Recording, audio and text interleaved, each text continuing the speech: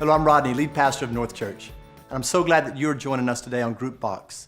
Whether you're meeting in a parking lot, a park, or you're meeting in a coffee house or your house, I am so glad that you have joined us, and I believe today is going to speak directly to you.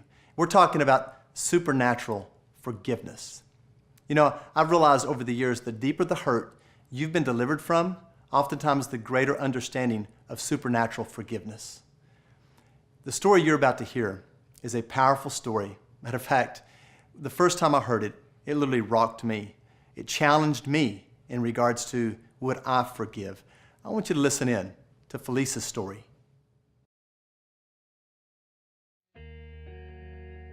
My mother has 8 children, and I have a little brother that died of SIDS. And I know that after losing my brother, my mom and my dad were actually Christian before that. After losing my brother, I'm sure things were just never the same for them. I was too little to remember it. So they lost their faith and lost their son and became really, really angry.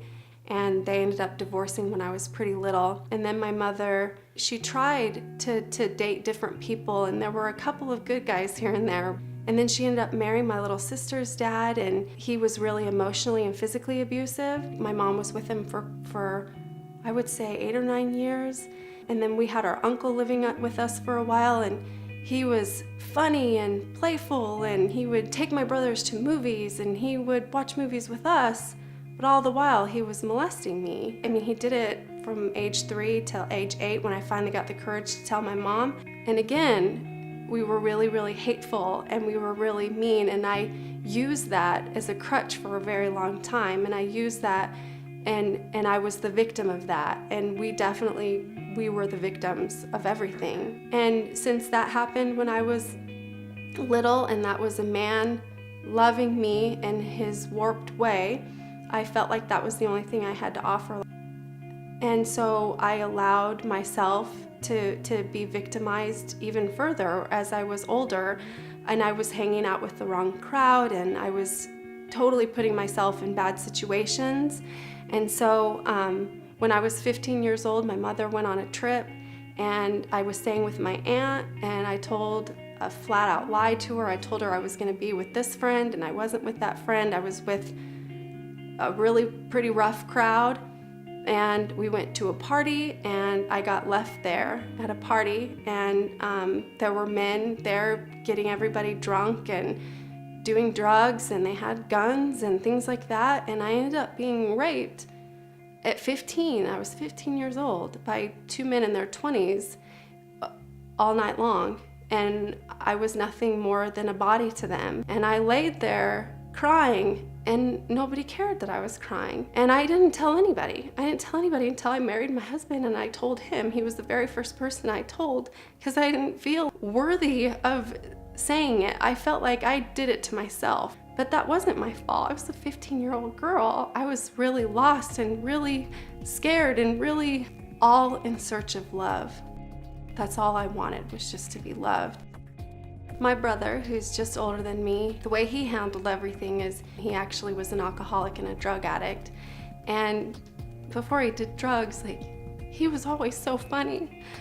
And he was always really protective over me as an older brother.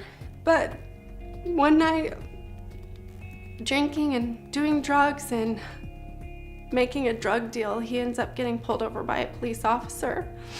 He had a gun on him, and he had drugs on him, and he was so scared because he didn't want to go back to jail, and they shot each other, and my brother was shot 3 times, and Officer Adams was shot twice. Officer Adams died en route to the hospital, and they couldn't bring him back.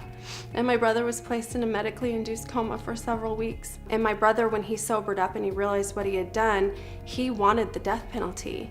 And his lawyers were trying to get him to go to trial. He said, I'm not going to do that to the family. I'll accept whatever they ask for. And so they asked for a life sentence without the possibility of parole. And the day he was sentenced, the officer's father, Thad, he stood up and he looked my brother in the eyes and was like, I forgive you. And if you and my son had known each other under different circumstances, you guys could have been friends. And I just really pray that you can find God through this. And I just sat there baffled, like, why would he do that? Why would he forgive my brother for doing something so awful? What's different about his family and my family? My family is like angry and hateful and holding grudges, and his family is loving and kind and forgiving. And what's different? And God said, it's me that's different. And so that got me thinking, like, I want to be more like that. And so I started getting really interested in church and in God and what Jesus offered. That's what I wanted. I wanted him. And I would go to church with neighbors, I would go to church with friends, I would go to church, and we just tried a whole bunch of different churches. And then that rebellious spirit, it still had me. And there was one Saturday night, and I think I tried to pray before, but I really truly believe that this is my first real prayer. I really need a sign to know that this is what you want from me. Please just show me a sign, or I'm not gonna go back. And I went to church the next Sunday, and it was after the service that this kind woman came up to me. She had so much sincerity and love in her. She even said, she's like, God told me today's the day I need to approach you. And she did. Like, what did that obedience do for me? It's like, you are real. You do love me. You do want me. And he was showing it through her. I would hear in my head, honey, you're worth so much more than this. You have no idea how much more you're worth than this. And just wait, it's not gonna be like this forever. Once I found God, and I jumped into his kingdom, and I started living for him and only for him, and he started to change my life. Then he made it clear, he's like, do you see? Now you're living exactly the way that I had planned for you to live all along. And that was an amazing point to realize that he had been after me my whole life. All in search of love. That's all I wanted, was just to be loved.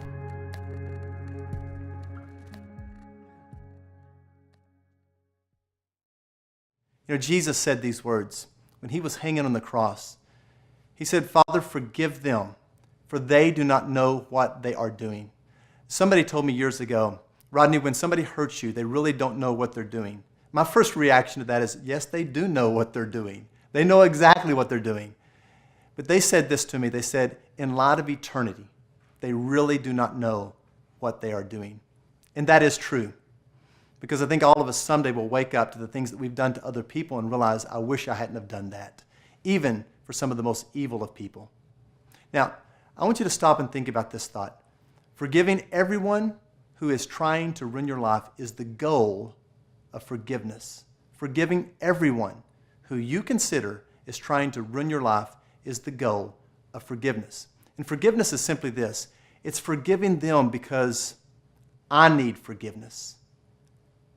All of us need forgiveness. And Jesus said, if we do not forgive them, we can't be forgiven. And number two is this, forgiving them without condition. Now, this is key. It's not putting stipulations to forgiveness.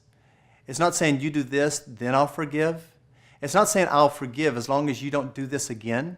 No, forgiveness is not just about what you want out of it. It's about what God wants out of it. And number three is forgiving them in advance.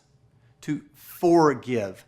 Forgive. In advance, forgive those who are going to bring hurt and pain. Do you realize that Jesus has forgiven you in advance for the sins that you're going to commit against him? All of us make mistakes. All of us sin. And even when we come to Christ, we still are going to sin. But Jesus has forgiven us in advance. And you're going to go into some of these questions, and you're going to dialogue, and it's going to open some wounds. There's going to be some painful discussion, and there's also going to be those moments where you sit there and say, you know what? I'm glad that I forgave that person. So let's take these questions now, and let's engage, and let's talk about the great things that God has done and that God wants to do in your life when it comes to supernatural forgiveness.